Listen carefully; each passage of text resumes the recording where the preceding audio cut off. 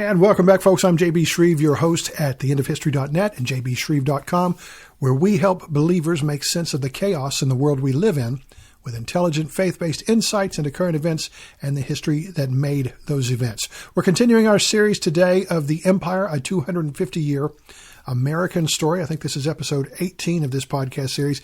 Today we're going to begin to move beyond the Revolution and the founding of the country and into the nature of the new nation that the founders had created. So a lot of the stories that will begin today and through the next several episodes, in fact, will be less familiar to a lot of folks out there, but really relevant to understanding how this whole thing works and where our country comes from. Now, as a reminder, if you've not been to the website yet, be sure to head over to theendofhistory.net, jbshreve.com. They'll both get you to the same place. There are loads of articles and essays that give more depth to these stories I'm telling in this podcast. But there's also a lot of other series, a lot of other topics that you'll want to check out. Everything from the history of India, the history of the Middle East, how the world works. That's kind of a look at international relations and international politics, how that all shapes. A lot of biblical series, if you're into that. Those are all there, theendofhistory.net and jbshreve.com. Check them out today. This is the end of history.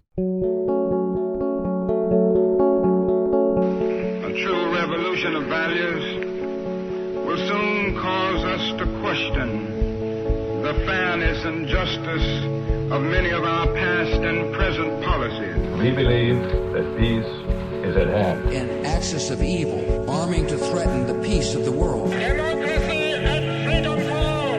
We must choose in this crucial moment of human history.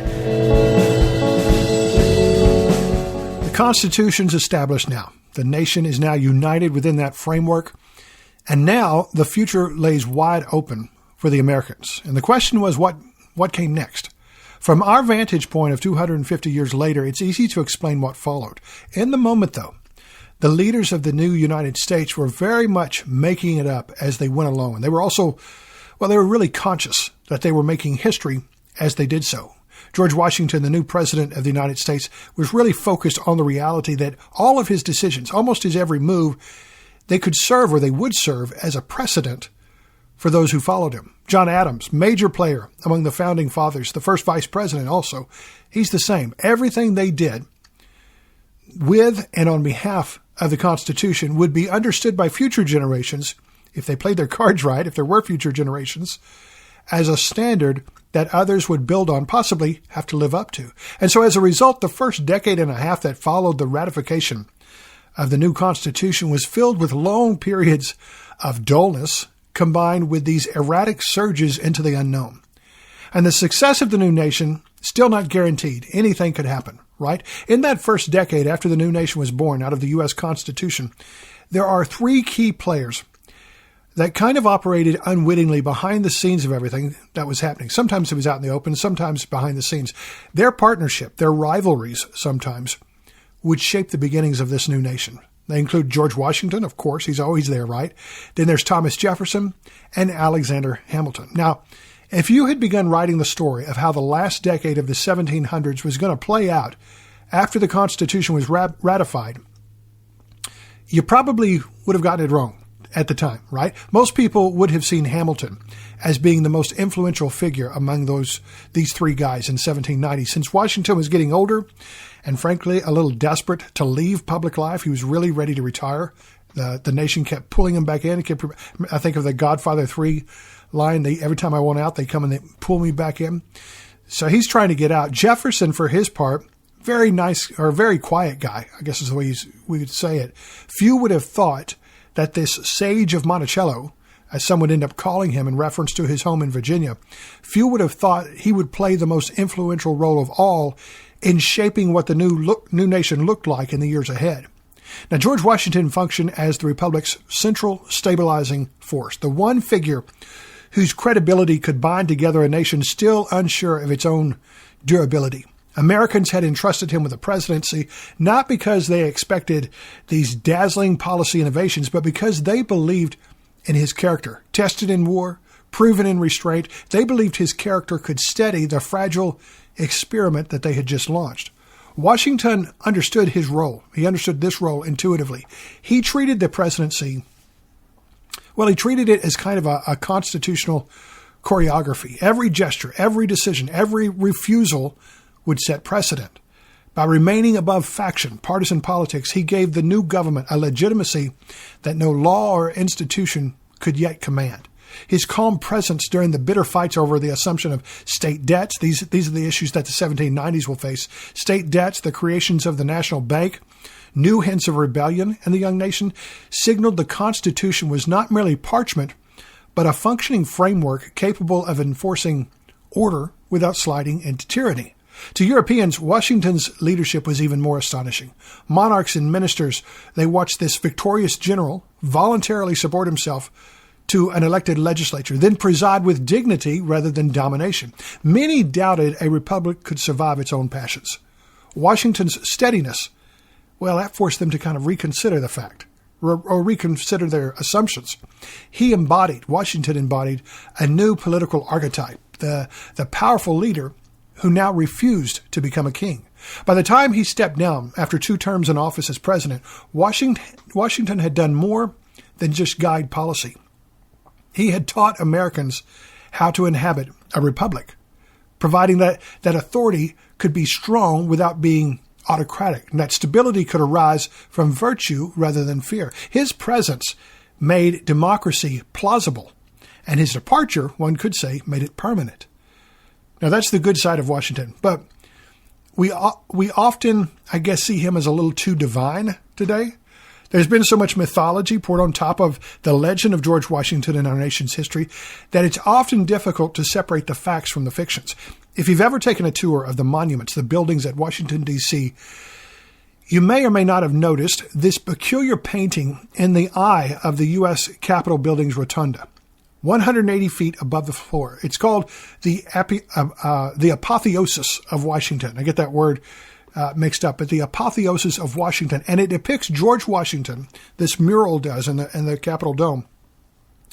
It depicts George Washington ascending to heaven, elevated to godlike status, like some kind of Greek god, surrounded by allegorical figures representing American virtues, progress, 13 original states, symbolizing the nation's unity and the nation's rise. So Washington's depicted in this painting in purple robes, like royalty, right? Surrounded by clouds, flanked by figures named Victory and Fame and Liberty, and wearing a red cap of freedom.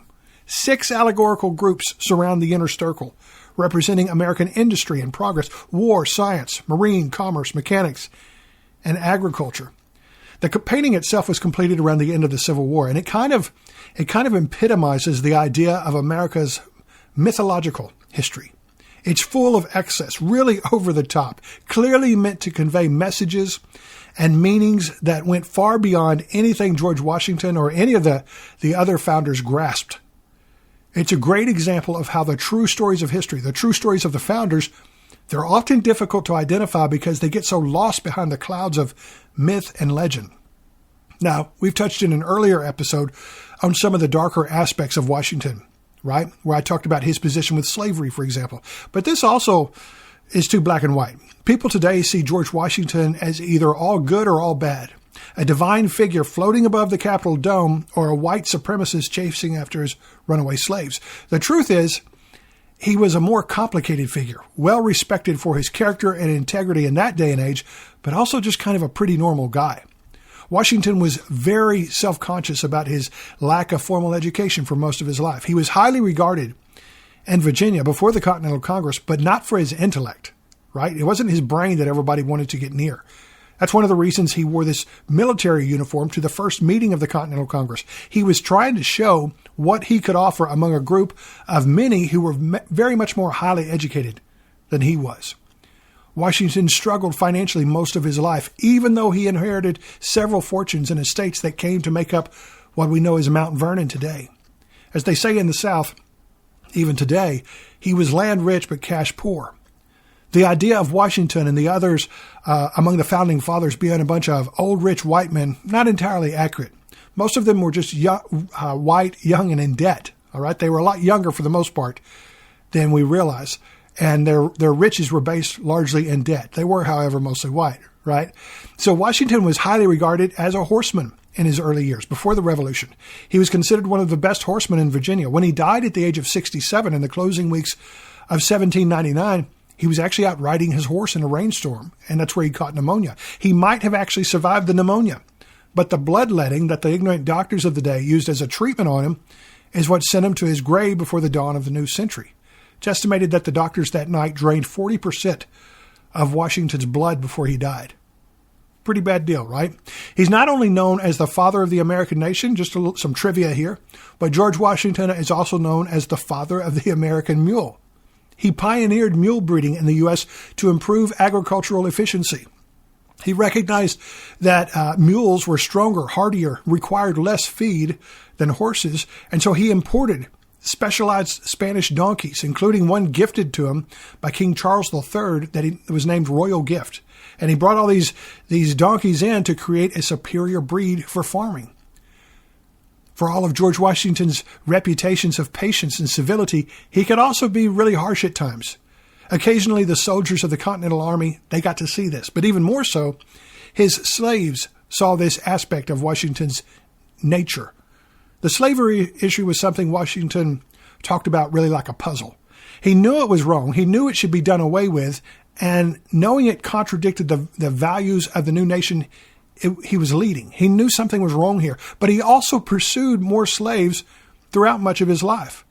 He denounced slavery's moral stain, yet relied on enslaved labor for wealth and status. He pursued runaways while privately questioning the institution's justice. He freed people in his will, after he died, but he delayed that action that he came to believe in. His public caution, his private doubts reveal a man torn between principle, profit, and reputation, which makes him kind of normal, right? That was the real George Washington. When the founding fathers dealt with one another, they were dealing with the father of the country, the leader of the revolution, the great leader who was first in the hearts of men. But they were also dealing with a very human figure who could be somewhat petty, insecure, and just as normal as everyone else. The historian Gordon S. Wood, he writes in his book, Empire of Liberty, he said, Washington's unanimous election as president was preordained. He was the only person in the country who automatically commanded the allegiance of the people. He was probably the only American who possessed the dignity, patience, restraint, and reputation for Republican virtue that the untried but potentially powerful office of the presidency needed at the outset. And that's totally accurate. But recognizing that he was not the legend we think of when we think of Washington today, not the semi-godlike figure that's painted on the Capitol Rotunda in Washington, it helps us better grasp how fragile and untried this whole American experiment was. Then there's Alexander Hamilton, the second of our most influential trios of this first decade of the new nation. As we've seen in an earlier episode, Hamilton rose up through the ranks as an assistant to Washington during the Revolutionary War. He started off as an illegitimate orphan living in the Caribbean. He was one of the key instigators in doing away with the Articles of Confederation, the shaping of the Constitution. In the first few years after the Constitution was ratified, Hamilton was among the most influential, the most respected, even feared brokers of power and influence in the country. Quoting again from Gordon S. Wood's Empire of Liberty book, the historian writes, the most important minister in the new administration, talking about Washington's administration, was the Secretary of the Treasury, Alexander Hamilton. Hamilton, aged 34 in 1789, impressed everyone he met. Although he was only about 5'7" in height and slight in build, he had a commanding air, and men and women alike were readily attracted to him. In many respects, he was a natural Republican. Born in the West Indies as the illegitimate son of a Scottish merchant, he had no interest in the monarchical claims of blood and family. He was rather more of a natural aristocrat, even than Thomas Jefferson. At the beginning, he had no estate for family to support him. His genius was all he had. And what genius it was. The worldly French politician and diplomat Talleyrand, who knew kings and emperors, ranked Hamilton as one of the 2 or 3 great men of the age. The historian Alan Taylor, he has this to say about Alexander Hamilton. He says, Washington assembled talented but incompatible men in his cabinet, primarily Jefferson as Secretary of State and Hamilton as Secretary of the Treasury. Emulating a British Prime Minister, Hamilton meant to dominate the administration and build a powerful, centralized nation like Britain. Brash and energetic, he meddled in every department, including foreign affairs, to Jefferson's disgust. Attentive to detail in the big picture, Hamilton designed both policy and the bureaucracy to implement it. By deploying patronage, he built support in Congress and the states. A critic grumbled, Mr. Hamilton is all-powerful and fails at nothing which he attempts. That quote right there kind of tells the story that Hamilton and the beginning of the new nation and the first president's cabinet what it really meant.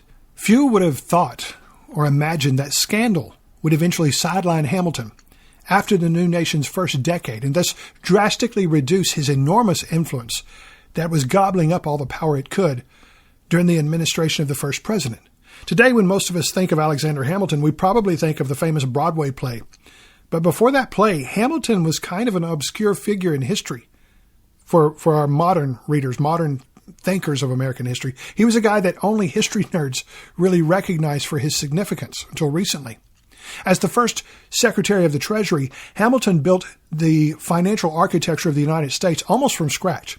He designed a national credit system, persuaded Congress to assume state debts. He established a funded national debt that signaled stability to foreign creditors. His creation of the Bank of the United States provided a central financial institution capable of managing currency, stabilizing credit, and supporting commercial growth. He also crafted the nation's customs service, tax collection system, and the U.S. Mint, giving the new republic the fiscal machinery that it desperately lacked. And all of this was done in the face of opposition from men like Thomas Jefferson and others that he seemed to simply roll right over.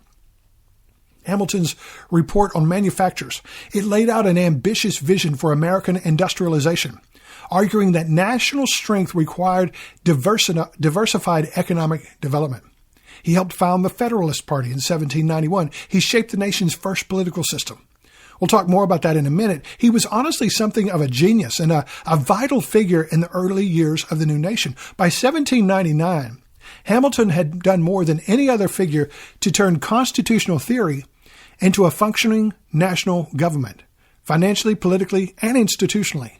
And although later generations would come to interpret the story of the Founding Fathers and place Thomas Jefferson in the pantheon of the greats like George Washington, in reality, that wasn't the case. Jefferson at this time was usually a background player. There's no record of him even talking during the Continental Congress. The assignment to draft the Declaration of Independence was suggested by John Adams, and that was done because Adams wanted to make sure Virginia felt a sense of ownership in these meetings before the Revolutionary War. Jefferson was from Virginia. Really, it was the opposition to Alexander Hamilton that helped rouse Thomas Jefferson out of his shy, reserved, and bookish demeanor.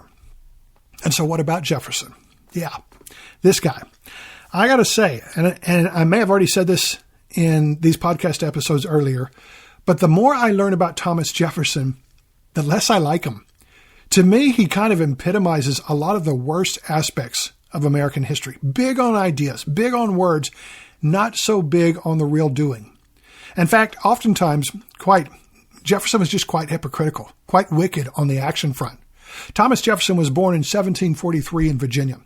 Behind the eloquence and the idealism that came to define his role in history lay a political temperament that often operated through indirect attacks, secret maneuvering, and factional intrigue that Washington was very much against.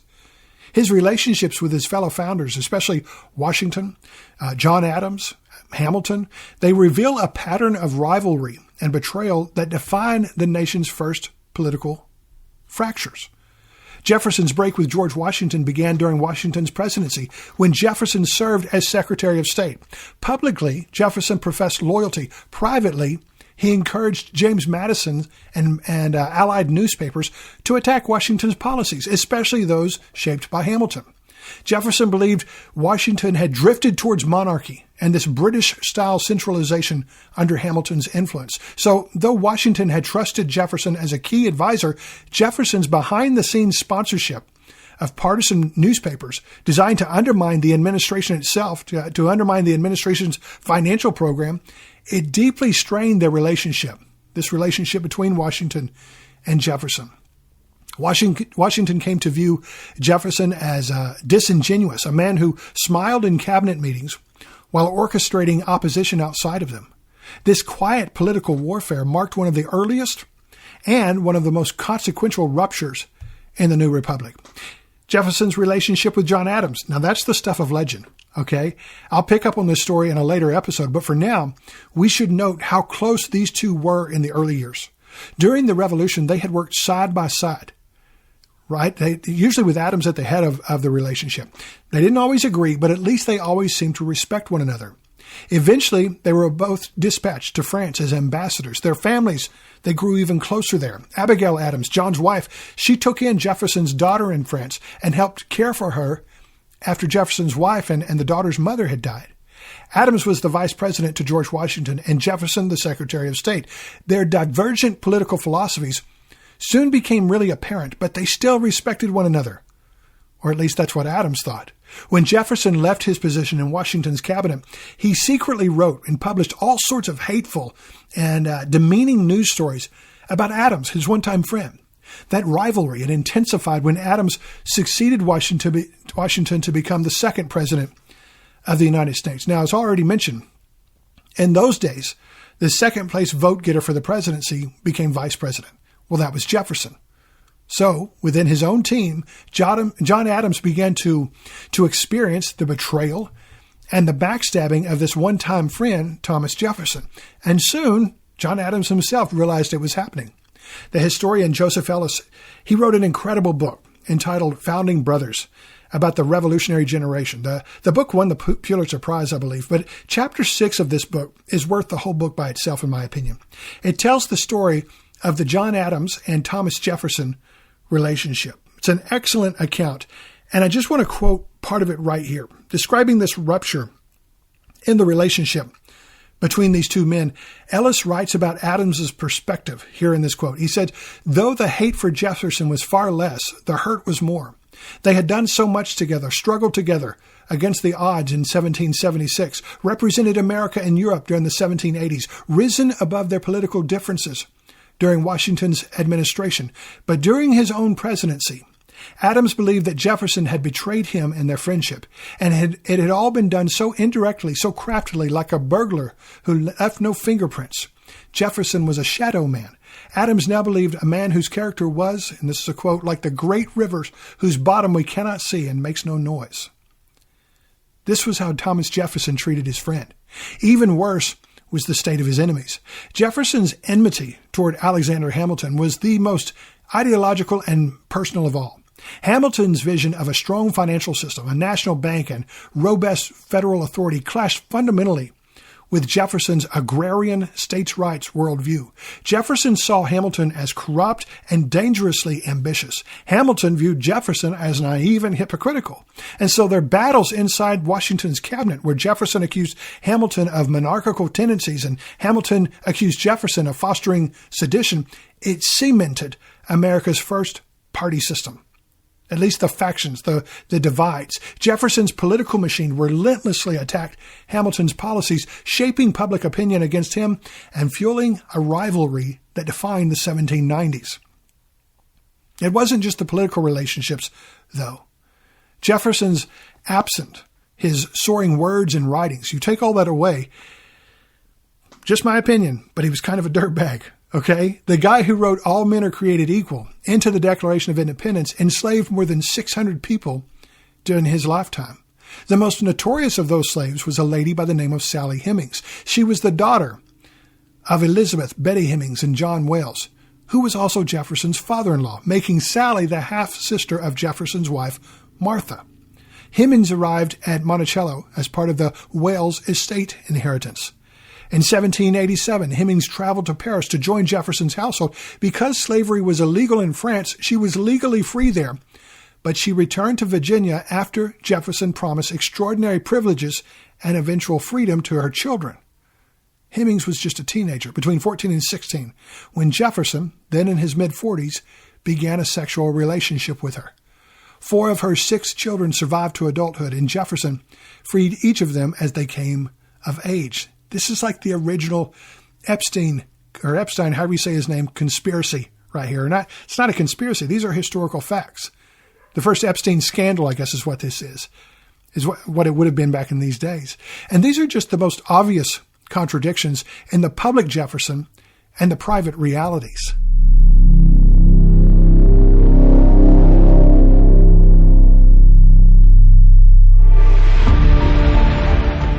Hey folks, JB Shreve here. I hope you're enjoying this podcast episode as well as the wider series.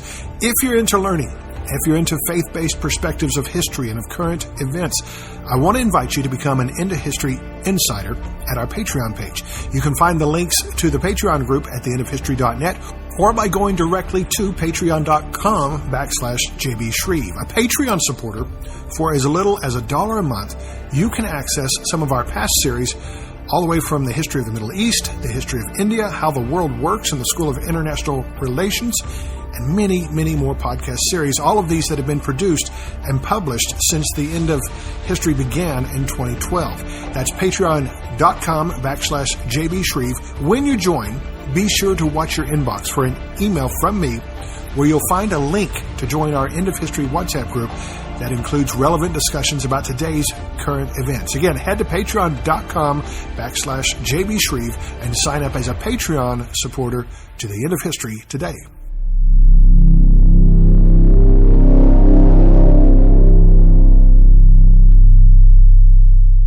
So these were the overarching relationships and figures that dominated the enactment and shaping of the new Constitution, the new nation, in its first decade of existence.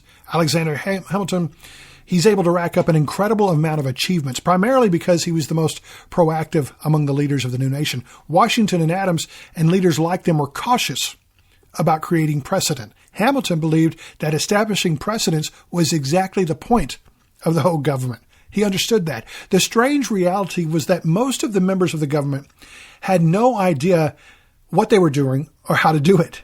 The Senate was waiting on something to come from them from the House of Representatives. The president believed he had to be careful about overstepping his boundaries as he understood the Constitution. In retrospect, they all spent an inordinate amount of time considering and debating over what might be considered minutia today.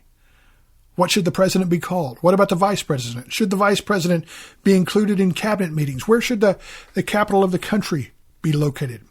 So while the government was debating all of these things, Hamilton, he's taking advantage of the moment. He's enacting plans and policies.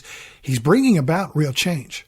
He moved so fast, so far and wide in the government that his achievements finally began to alarm those like Jefferson, who would eventually be his political opponent. They realized that Hamilton was establishing the new government and its institutions along a philosophical line and standard that they didn't really agree with.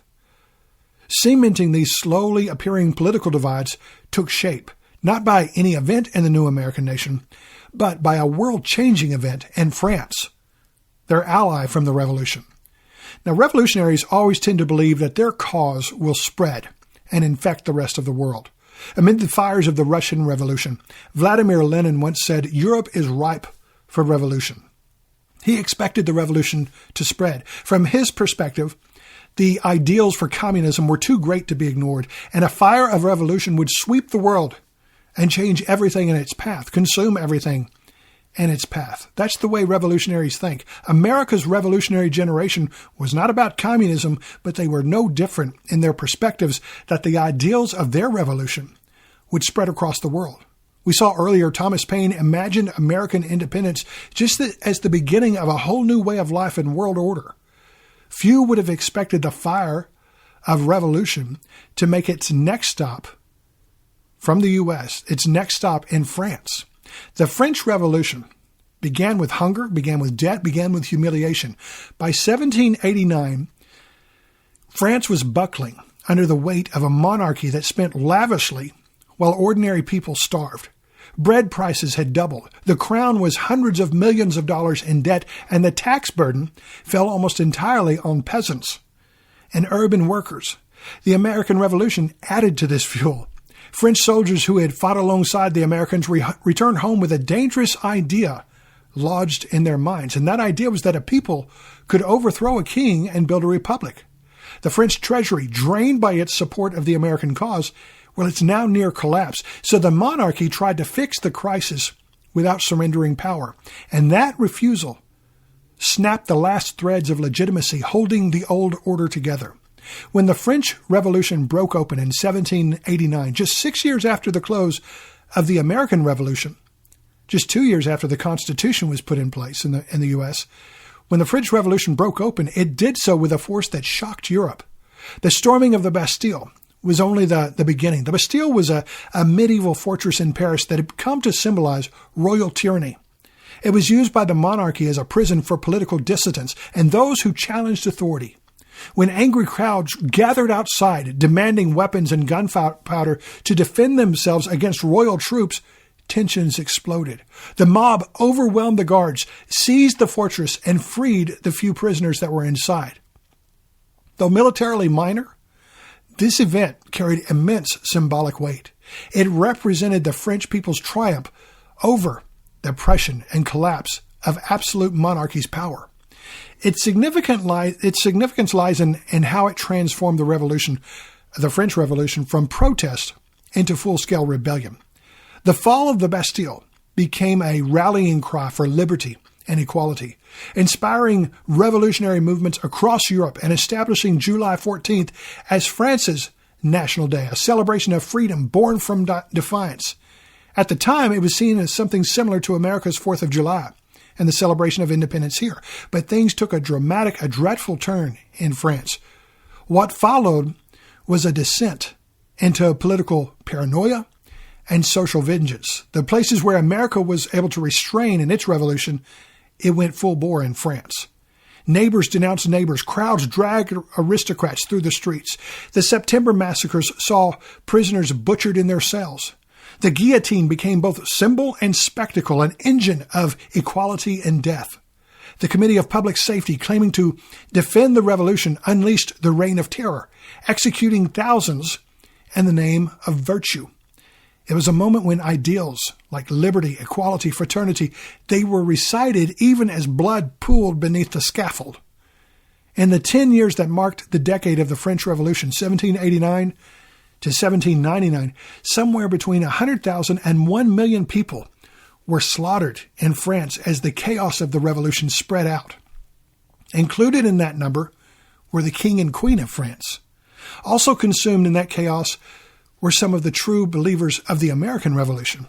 Having helped ignite independence with common sense, Thomas Paine turned his revolutionary zeal toward Europe. In 1787, the year of the American Constitution, he sailed to England hoping to promote bridge engineering and political reform, but he soon became embroiled in the birthing of the French Revolution. His 1791 and 92 book, The Rights of Man, it defended the revolution, the French Revolution, and attacked monarchy, making him a hero to radicals, but an enemy to the French government. Charged with treason in Britain, he fled to France, where he was elected to the National Convention, despite the fact that he didn't even speak French.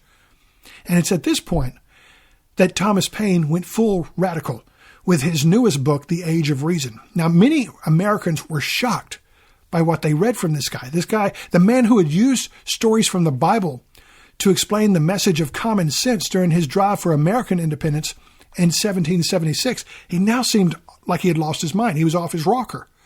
This is how the historian Gordon S. Wood, in his book Empire of Liberty, describes it, the book by The Age of Reason by Thomas Paine. He said, with the appearance of the first part of Thomas Paine's Age of Reason in 1794, Protestant ministers and other conservatives who had initially welcomed the French Revolution became increasingly alarmed at the threats that the upheaval in France had come to pose for revealed religion. Paine's book, which went through 8 American editions in 1794, 7 in 1795, and 2 in 1796, making it the most widely published religious work in 18th century America, attacked the scriptural truth of the Bible and all organized religion. Its publication set off a flood of similar radical anti-religious works. The historian goes on. He says, Paine declared that of all the systems of religion that were ever invented, there is none more derogatory to the Almighty, more unedifying to man, more repugnant to reason, and more contradictory in itself than this thing called Christianity. The historian Gordon Wood, he notes that since no one known to Americans was more identified with the turmoil in France than Thomas Paine, his blasphemous ideas were seen as byproducts of the French Revolution. Now, Thomas Paine initially supported the revolution's ideals, but he condemned its violence. He opposed the execution of King Louis XVI. This stance led to his imprisonment during the Reign of Terror, where he narrowly escaped the guillotine himself. Freed in 1794, That was when he wrote The Age of Reason and alienated many former admirers. His lambast of Christianity made him a pariah after this. He ended up returning to America in 1802, disillusioned and impoverished. Once celebrated as a founding voice of liberty, Paine died in 1809 in obscurity, scorned for his religious views there. Another hero of the American Revolution and member of George Washington's inner circle, Lafayette. He was thrilled at the prospects of liberalism and enlightened ideals coming to his homeland. After the American Revolution, the Marquis de Lafayette, he stepped back into a Europe on the brink of upheaval, carrying with him the fame of a young hero who had helped secure American independence. In France, he became a powerful advocate for constitutional reform. Inspired by what he had seen in the United States, he pushed for a system that balanced monarchy with individual rights.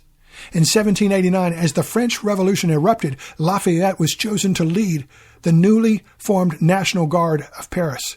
He drafted the first version of the Declaration of the Rights of Man and of the Citizen, embedding Enlightenment ideals that he had absorbed alongside George Washington. And it was thought he would be the Thomas Jefferson of the French Revolution.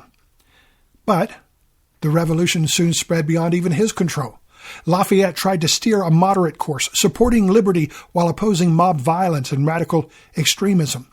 As factions hardened, both royalists and Jacobins, the extremists, they came to despise him. In 1792, after attempting to defend constitutional monarchy, he was declared a traitor by the radical government. He fled toward the Austrian Netherlands. He was captured by Austrian forces and spent 5 grueling years, Lafayette did, in prison, cut off from the world he had helped reshape. His fortunes actually shifted only when Napoleon rose to power and negotiated his release in 1797. Lafayette returned to France, but he refused to serve Napoleon's authoritarian regime. After Napoleon's fall, he re-entered politics briefly, championing liberal causes and opposing tyranny in all forms. The chaos in France terrified Europe's monarchies. To kings and emperors, the Revolution of France, the French Revolution, was this contagious disease that threatened to spread across borders and topple their own thrones. Austria and Prussia invaded early, hoping to crush the uprising before it hardened into a new political order. Britain, Spain, and the Dutch Republic, they soon joined the fight. The wars that followed reshaped the continent, eventually giving rise to Napoleon, whose armies carried revolutionary principles along with a drive for conquest from Lisbon to Moscow. Even as European rulers condemned the revolution's violence, they quietly adopted reforms to prevent similar uprisings at home. They modernized bureaucracies. They limited concessions to representative government and the slow erosion of feudal privileges. Now, across the Atlantic, Americans watched all of this with a mix of fascination and dread.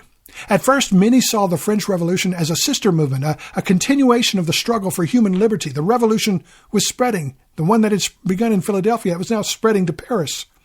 That's the perspective that Thomas Jefferson and his growing band of disciples that they took. Jefferson was hard-pressed to let go of this view, even as the violence escalated.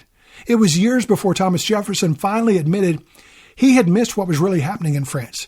He believed the excesses were being overtold, overblown by a biased European establishment, fearful of the dawn of liberty in their midst. Well, American opinion fractured. Here in North America, the United States, it fractured. Federalists, this new burgeoning party after the Constitution, they recoiled. They saw the terror, the French terror, as a warning about the dangers of unchecked democracy and mob rule. This was the side that George Washington, that John Adams, that Alexander Hamilton, that many others, they took. That's where they stood. Newspapers battled over the meaning of the revolution, and American politics hardened into partisan camps, partly because of it. Those on the side of the Federalists were criticized as being monarchists. Jefferson and his followers, often anonymously, they wrote articles after criticizing the Federalists, even Washington himself, of desiring to set up a monarchy rather than the real ideas that had been fought for during the American Revolution. Neither Washington nor Adams nor even Hamilton were interested in establishing a monarchy. They were interested in a strong executive branch. Hamilton's plans and schemes were all about investing more power, more authority in the executive. He was proving the point of the Jeffersonians, who soon came to be called Republicans. They couldn't distinguish between a monarchy and a strong executive branch because of the new American government. The American media landscape began to push towards extremes on both sides. These were the moments when President Washington came to greatly despise, greatly distrust Thomas Jefferson once he realized who was behind so much of the partisanship on the Republican side. The partisanship of the 1790s became ferocious, became personal, unprecedented, as the young republic split into two rival visions embodied by the Federalists on the one hand and the Republicans on the other. What began as disagreements over fiscal policy and foreign affairs hardened into a full-blown political war that touched every corner of political public life in America.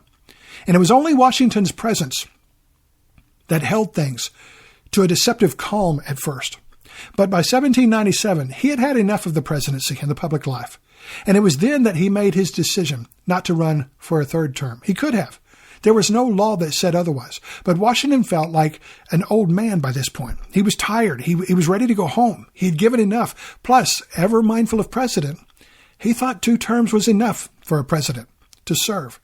So after 8 exhausting years as president, not to mention his years as the leader of the army, he presented a farewell address to the nation. Now, this farewell address, it was once considered required reading for school-age kids. That disappeared somewhere along the line in American history. I don't know when we stopped doing that, but people stopped. But it's worth revisiting. It's this epic final statement by the father of the nation as he gave his final public words to the nation. If you've ever read a quote from George Washington that suggests he was a religious man, it probably came out of this farewell address. There's a lot of religious association and references throughout the speech. He's giving, in his mind, his last words to the nations that he helped to found. He's also reflecting on what really matters to this nation and what will help it succeed. So I think it's pretty clear that Washington probably was thinking on higher things when he looked back on this great historical thing he had been a part of making. He wanted it to succeed without him. And he realized that ultimately more than statecraft was required for that. In one famous portion of the speech, it wasn't actually a speech, it was a written address, but this is what Washington said. He said, "Of all the dispositions and habits which lead to political prosperity, religion and morality are indispensable supports. In vain would that man claim the tribute of patriotism who should labor to subvert these great pillars of human happiness, these firmest props of the duties of men and citizens. The mere politician, equally with the pious man, ought to respect and to cherish them. A volume could not trace all their connections with private and public felicity. Let it simply be asked, where is the security of property, for reputation, for life, if the sense of religious obligation deserts the oaths, which are the instruments of investigations in courts of justice? And let us with caution indulge the supposition that morality can be maintained without religion. Whatever may be conceded to the influence of refined educational minds of peculiar structure, reason and experience both forbid us to expect that national morality can prevail in exclusion of religious principles." As religious and spiritual as the review of Washington's farewell address may appear on first glance, to a modern reader, it's not quite what we think it is from that standpoint. At no point does Washington mention God or the Christian faith in that address. Modern viewers or reviewers, they think he does because he uses the word providence throughout the farewell address, and we assume that that's an old-timey word for God that Washington used. It's not. Usually when George Washington talked about religion, he talked about virtue instead of faith. That meant being a good and responsible citizen in his mind. And he talked about providence instead of God. Providence is not synonymous with God. At least it wasn't to George Washington and the people of his day. When people of the founders' generation used the word God, they were referring to an intentional, moral, and personal being. They were referring to the figure we recognize from the Bible. But when they went out of their way to use the word providence instead of God, which George Washington almost always did, they were using that word instead of God to contrast their words as a more philosophical, less doctrinal way of referring to divine activity.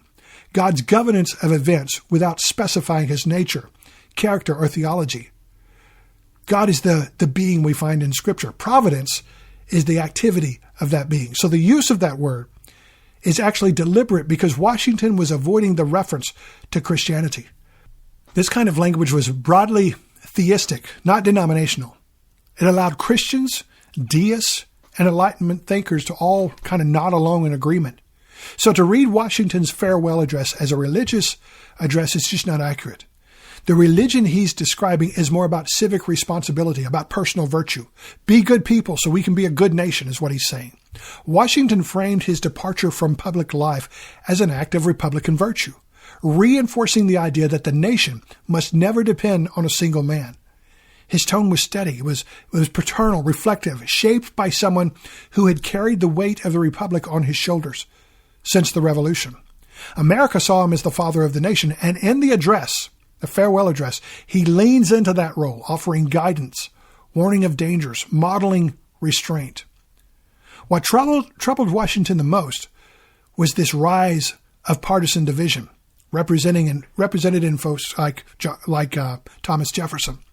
Washington had watched the 1790s descend into bitter factional warfare, Federalists and Republicans each accusing the other of betraying the Revolution. He feared that parties would turn citizens against one another, elevate ambition over the common good, and invite foreign manipulation. Now, his warnings were not abstract. They came from personal experience. He had been attacked by newspapers. He had been undermined by former allies, Thomas Jefferson. And he had been forced to govern through a political landscape he believed was becoming toxic. So the farewell address endures because it blends Washington's moral authority with his clear-eyed anxiety about the Republic's future, a final act of leadership rooted in humility and concern for the new nation. Washington would die 2 years later, but the partisanship wouldn't stop. John Adams, the second president of the United States, he's a brilliant thinker, a powerful founding father of the revolutionary generation, but he was no George Washington. Alexander Hamilton lost a lot of his influence after Washington left office, and even more after he was discovered to be party to a sex scandal with a married woman. Well, that left Adams as the greatest defender of federalism, and Jefferson and the Republicans could turn their ire, their full force on him. The political battles of the final years of the 18th century, they were not polite. Each side accused the other of betraying the Revolution. Federalists painted Republicans as dangerous radicals who would unleash mob rule. Republicans denounced Federalists as monarchists plotting to restore aristocracy. The number of newspapers in America more than doubled in the 1790s, and they were often secretly funded by political party leaders, churning out slander and conspiracy theories. As the election of 1800, the new century, approached, one Republican newspaper described sitting President John Adams as a hideous, hermaphroditical character, which has neither the force and firmness of a man nor the gentleness and sensibility of a woman. That's a quote there. The Republican press, the Jeffersonians, were far more active in these newspapers than the Federalists were. The Federalists saw their right to rule as God-given. They didn't need to prove themselves. It was their natural right. Well, that allowed the Republicans to build a contempt for authority that quickly hardened into the common political discourse in American cities. The Federalists only realized all of this when it was too late.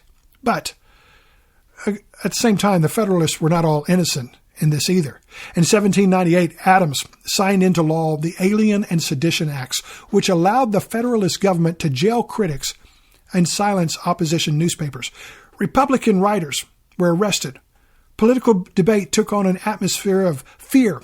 In response, the Virginia and Kentucky resolutions asserted that states could nullify federal laws, an alarming sign of how deeply trust was eroding in the new nation. And by the decade's end, the end of the 1790s, both parties believed the other is going to destroy the revolution's legacy, leaving the nation polarized, suspicious, and unsure of its future. The presidential election of 1800 was one of the most bitter, chaotic, and consequential contests in American history. It unfolded against this backdrop of deep partisan hostility between Federalists and Republicans, each convinced the other threatened the Republic's survival. The campaign was filled with personal attacks, accusations of treason, fears that the nation might fracture. When the votes were counted, the result produced an unprecedented constitutional crisis. it's funny to say unprecedented there because the Constitution's so young at this point. But Thomas Jefferson and Aaron Burr, running mates on the Republican ticket, they tied in the Electoral College, and the decision moved to the House of Representatives, where Federalists, still in control, debated fiercely over which Republican to elevate. Ballot after ballot failed, and for days the country hovered in uncertainty, with some fearing violence or even civil war, civil conflict, if the impasse continued. And it's right here, amid this turmoil, that President John Adams demonstrated a rare and stabilizing courage. Though defeated and deeply wounded by the campaign's venom, he refused to cling to power or exploit the crisis for partisan advantage. Adams accepted the outcome with dignity and prepared for a peaceful transfer of authority, something no large republic had ever attempted between rival factions before this. His quiet decision to step aside, leave the Capitol before dawn, and allow his opponents to take office without obstruction, it really became a defining moment in American political culture, American history. In an age of suspicion and fury, Adams showed that the Republic's survival depended not only on constitutions and laws, but on leaders willing to place country above pride. His peaceful handover in 1801 set a precedent that strengthened the nation for generations. Adams's decision to step down from power after the election, it just cannot be overstated for its importance. This was the juncture, much like Washington's stepping away from power a generation earlier, where most revolutions go awry.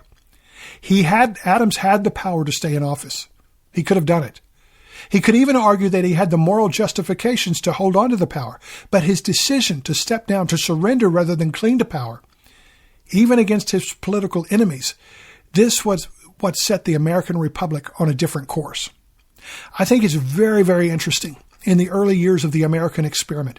Despite the many failings, the many imperfections among the Founding Fathers, when we think of things like slavery, Native Americans, and things like that, when we think of what set the course of the American nation to become safe and strong, it wasn't in the drive for power. It was in the character of some of these men who were willing to surrender power. Character is far too important a quality among political leaders, and it's something we take too lightly.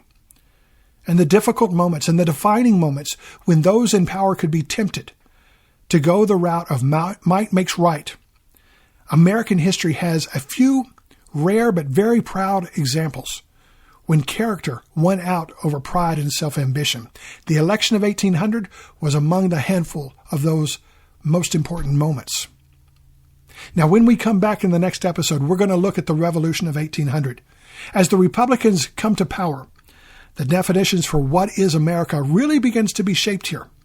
Jefferson and his era of republicanism established seeds in the soul of this nation that endure all the way to this present day. I'm J.B. Shreve, your host at The End of History, where we help believers make sense of the world they live in with intelligent, faith-based perspectives of our times and the history that built these times. We'll be back very soon.